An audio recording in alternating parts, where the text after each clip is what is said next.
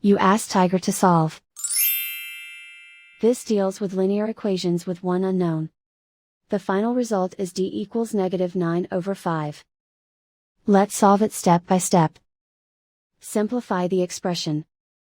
Group like terms. Simplify the arithmetic. Group all constants on the right side of the equation. Subtract 9 from both sides.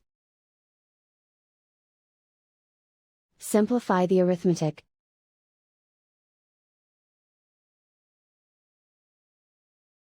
Isolate the d. Divide both sides by 5. Simplify the fraction. And so the final result is d equals -9/5.